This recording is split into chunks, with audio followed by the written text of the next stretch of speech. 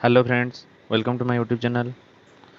तो आज सीपेट का एग्ज़ाम हो चुका है। तो आज का जो क्वेश्चन लेवल था, मेरे ने जितना देखा है थोड़ा मॉडरेट टू हार्ड लेवल का क्वेश्चन यहाँ पे आया है। तो अगर आपका क्वेश्चन इतना भी अच्छा नहीं गया है तो भी आप चिंता मत करिए, क्योंकि क्वेश्चन शायद सबके लिए वैसा ही हार्ड आया है। तो चलिए स्टार्ट करते हैं। आज का क्वेश्चन का आंसर की निकालने की हम कोशिश करते हैं। हम लोग आपको जितना हो सके सबसे सटीक आंसर देने की कोशिश की है। फिर भी अगर कोई आपको क्वेश्चन गलत लग रहा है तो आप नीचे कमेंट सेक्शन में आपको बता सकते हैं।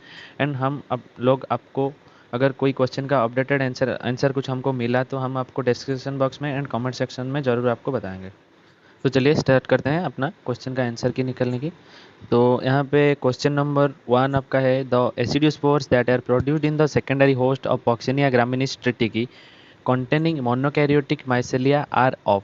यहाँ पे आपको ऑप्शन दिया गया है diploid type, dikaryotic type, monokaryotic type, only the positive IP. तो यहाँ पे आपका आंसर हो जाएगा option B, that is dikaryotic type. Then next question, which of the following population interactions have similarity among them, syntrophy, synergism, symbiosis. तो यहाँ पे आपका ये जो ऑप्शन ए है यही आपका आंसर होगा। तो नेक्स्ट क्वेश्चन है, continuous growth of sporophyte, amphithecial sporogenesis and sunken antheridia are the characteristic of. यहाँ पे आपका आंसर हो जाएगा A, that is Anthoceros. When a siphonostele is broken by non-overlapping leaf gaps, the resultant stele becomes a discontinuous siphonostele, solenostele, meristele, atectostele। तो यहाँ पे जो 4 number है यहाँ पे आपका ऑप्शन आंसर हो जाएगा, दैट इज सोलेनोस्टिली। ये सोलेनोस्टिली में आपको नॉन ओवरलैपिंग लीफ गैप देखने को मिलता है। तो during megasporogenesis the development of female gametophyte, the megasporangium is comparable to a embryo sac, b nucellus, c ovule, d ovary. तो यहाँ पे आपका आंसर हो जाएगा सी ओव्यूल। तो नेक्स्ट क्वेश्चन देखते हैं, the organelle that act as connecting link between nucleus and cytoplasm for transfer of materials is ribosome, mitochondria, endoplasmic reticulum, Golgi body. तो नंबर 6 आपका आंसर हो जाएगा एंडोप्लाज्मिक रेटिकुलम। ये आपका न्यूक्लियस एंड साइटोप्लाज्म में connection रखता है, जो कि आपको मटेरियल का ट्रांसफर करने में हेल्प करता है। तो number 7, if A hybrid with the genotype capital A small A, capital B small B, capital C small C, small D, capital E small E, capital F is test cross, the number of resulted phenotype from such cross is the in the next generation will be। यहाँ पे आपका answer हो जाएगा 7 B, that is 16।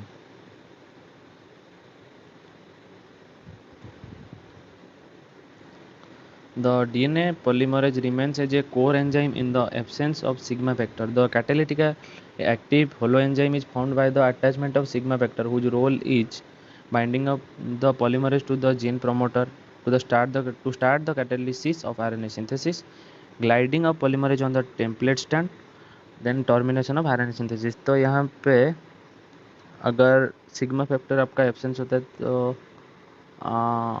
यहाँ पे आपका number 8 का answer हो जाएगा option A, binding of the polymerase to the gene promoter. तो next question, at the level of thylakoid membrane which of the following occurs by the FQR mediated electron flow from pH1। तो question number 9 आपका answer हो जाएगा option number A, that is reduction of NADP plus। Then question number 10, in a metabolic pathway with 3 intermediate metabolites, the Vmax of the individual steps are given, the rate of limiting reaction of the chain is। तो यहाँ पे आप देखिए reaction जो है A to B, B to C, C to D, D to E हो रहा है। तो यहाँ पे कोई भी एक रिएक्शन में जो डिफरेंट स्टेप्स होते हैं एक रिएक्शन में, तो उसमें जो रिएक्शन सबसे स्लोएस्ट होता है तो वही आपका होता है द रेट डिटरमाइनिंग रिएक्शन। तो यहाँ पे सबसे स्लोएस्ट है C to D, तो यहाँ पे आंसर हो जाएगा 10 number, option C, C to D। Fatty acids are synthesized and degraded by different pathways. The committed steps for synthesis of fatty acid is तो 11 नंबर आपका आंसर हो जाएगा option number A, that is carboxylation of acetyl coenzyme A to malonyl coenzyme में that occurs in the cytoplasm. Then question number 12, for synthesis of glutamine, proline and arginine in the precursor amino acid is. इसका answer आपका हो जाएगा option number C, that is glutamate. तो next question, which of the following statement is true for Selaginella and Pteris. तो यहाँ पे option दिया है primitive forms, heterosporous pteridophyte, membrane of Lycophyta, absence of distinct strobili. तो यहाँ पे आपका आंसर हो जाएगा members of Lycophyta. Okay, then next question, the rhizoidal groups are formed from the ventral surface in the erectly growing reproductive branches of Rixia, Marcansia, Porella, Funaria। तो यहाँ पे आपका आंसर होगा, अकॉर्डिंग टू मी यहाँ पे answer हो रहा है आपका मार्कनसिया। Which of the following plants does not produce flagellated male gamete during reproduction। तो यहाँ पे आपका ऑप्शन दिया है मार्सेलिया, फ्यूनरिया, साइकस, पाइन एंड पाइनस। तो यहाँ पे आपका जो आंसर होगा ये होगा पाइनस। जो पाइनस होता है ये नॉन फ्लैजेलेटेड मेल गैमेट्स और स्पर्म सेल प्रोड्यूस करता है। तो नेक्स्ट क्वेश्चन देखते हैं, in accordance with provisions of ICN the rule of priority are not applicable to. तो यहाँ पे आपका आंसर होगा option A, that is a tautonym, जिसमें कि दोनों genetic name and specific epithet दोनों सेम रहते हैं, उसको टोटोनिम कहते हैं। ये आपका प्रायोरिटी ऑर्डर जो रूल ऑफ प्रायोरिटी में नहीं आता है। The presence of a delpho stamen and marginal placenta are the characteristics of the family. तो ये दोनों कैरेक्टर जहाँ पे रह रहा है, a delpho stamens and marginal placenta, तो ये आपका आंसर होगा फ्लाबासी। जो फ्लाबासी में होता है आपका एडेल्फस कंडीशन, स्टामेन का एक कंडीशन होता है जो कि डायडेल्फस कंडीशन होता है, तो उससे वो रहता है एंड उसका प्लासेंटेशन भी मार्जिनल रहता है। तो यहाँ पे आपका आंसर हो जाएगा option C, that is Fabaceae. Which of the following classification of angiosperm are based on the phylogenetic relationship among the taxa। तो यहाँ पे देखिए आपको ऑप्शंस बहुत कंफ्यूज करने के लिए दिया है।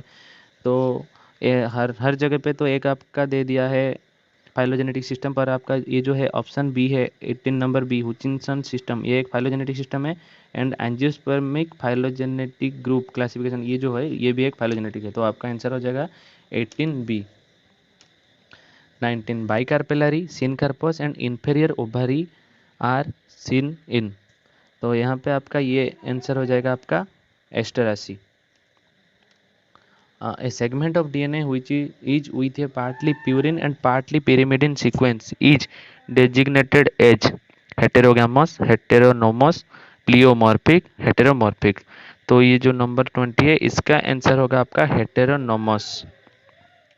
Next question, during photomorphogenetic responses, the blue light signal is perceived by option A phytochrome and cryptochrome, phytochromes and phototropins, phototropins and cryptochromes and cryptochromes and chlorophylls. तो यहाँ पे आपका 21 आंसर हो जाएगा option C, that is phototropin and क्रिप्टोक्रोम्स।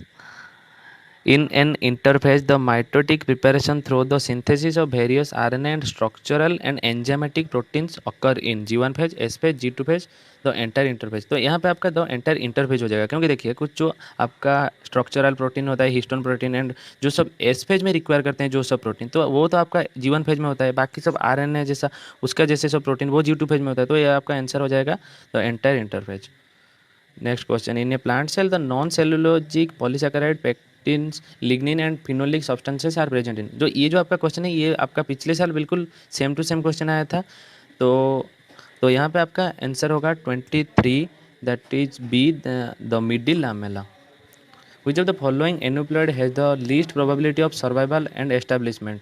तो यहाँ पे आपका ऑप्शन है मोनोजोमिक, डबल मोनोजोमिक, ट्राइजोमिक एंड नॉलीजोमिक। तो देखिए यहाँ पे क्या होगा, अगर जो नॉलीजोमिक केस है उसमें आपका पूरा एंटायर सेट ऑफ क्रोमोजोम, मतलब एक ऑर्गेनिज्म का एक कोई भी एक नंबर का क्रोमोजोम दोनों पेयर ही गायब हो जाता है। तो उसमें अगर कोई भी आपका इंपॉर्टेंट जीन्स होगा तो वहाँ पे आपका एक्सप्रेस ही नहीं हो पाएगा। तो ये आपका बिल्कुल उसका सर्वाइवल ही पॉसिबल नहीं होगा इसमें। पर मोनोजोमिक हो, डबल मोनोजोमिक हो, इन दोनों केस में एक पेयर एक क्रोमोजोम तो आपका रहेगा, दूसरा साइड उसका भला रहे या ना रहे दूसरा वाला तो रहेगा। और ट्राइजोमिक केस में तो आपको दिखने को मिल जाते हैं, जैसे कि अपना क्लीन फैक्टर सिंड्रोम हो या फिर आपका डाउन सिंड्रोम हो, उसमें आपको ट्राइजोमी होता है, उसमें सर्वाइवल होता है। उसमें ओरिजिनल जो इंसान होते हैं या फिर जो भी होते हैं उससे अलग तरह का बनते हैं ऑर्गेनिज्म, फिर भी उसके तो उसमें सर्वाइवल रहता है उसमें। पर आपका नॉलीजोमी में क्या होता है, दोनों क्रोमोजोम गायब होने की वजह से अगर इंपॉर्टेंट कोई जीन आपका प्रेजेंट हो तो वो आपको जिंदा नहीं रख पाएगा वो ऑर्गेनिज्म को। तो देखते हैं next question, the alleles that produce independent heterozygous conditions are called.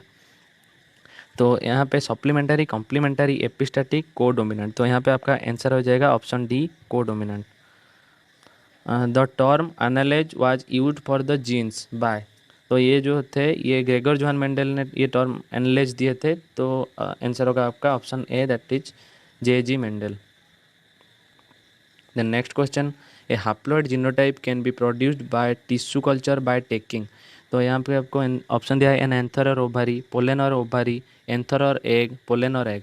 तो जो आपको हैप्लॉइड जीनोटाइप के लिए आपको पूरा आपको पोलन एंड एग का कल्चर पकड़ना पड़ेगा, क्योंकि अगर आप एंथर एंड ओवरी और किसी का भी कर रहे हैं उसमें आपका डिप्लॉइड वाला कुछ जीन आने की भी पॉसिबिलिटीज़ है, पर आप अगर पोलन एंड एग का कर रहे हैं वो आपको प्योर हैप्लॉइड प्रोडक्शन होगा। A long food chain containing more than 4 trophic level is not ecologically sustainable because। तो यहाँ पे आपका आंसर होगा option A, that is the energy content logarithmically decrease with the trophic levels. तो आपका जो 10% rule है, इसका मतलब आपको सिर्फ 10% एनर्जी आगे जाएगा। तो इसका मतलब आपका जो 5th ट्रॉफिक लेवल तक उतना आपका एनर्जी बचेगा नहीं कि जो आपका उसको ऑर्गेनिज्म को सर्वाइवल के लिए मिलने का ज़रूरत था।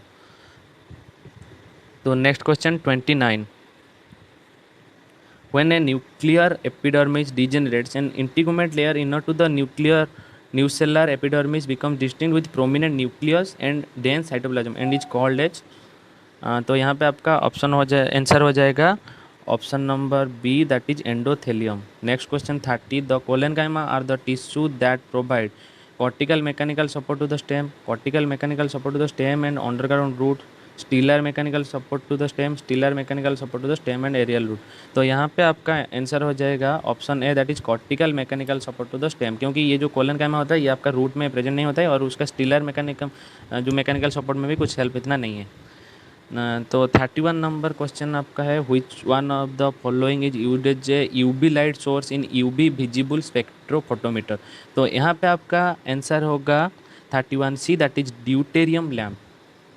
तो next question, the tetrameric DNA unwinding protein that is responsible for unwinding of double stranded DNA binds to the 8 to 10 nucleotide long binding site as a monomer और टेट्रामर, डाइमर और टेट्रामर, मोनोमर और dimer, D tetramer only.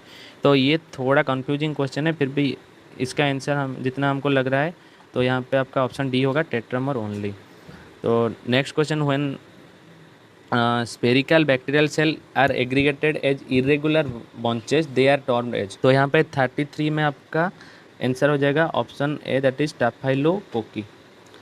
तो next question, the chemical potential of pure water is. तो यहाँ पे जो chemical potential दिया गया है उसका आंसर होगा ऑप्शन ए, दैट इज 0। ये आपका वाटर पोटेंशियल ही है। तो नेक्स्ट क्वेश्चन देखते हैं, according to starch sugar hypothesis the increase in the size of the guard cell and opening of stomata occurs due to results in. तो यहाँ पे आपका 35 आंसर होगा B, that is conversion of starch to sugar in the guard cell. तो आपका जो starch जब sugar में कन्वर्ट होगा तो इसमें आपका कंसंट्रेशन ऑफ सॉल्यूट बढ़ेगा, तो आपका एंडोस्मोसिस होगा और गार्ड सेल का रिजिडिटी बढ़ने के वजह से आपका स्टोमाटल पोर ओपन होगा। तो हमने आज के इस पार्ट में 35 क्वेश्चन कवर किए।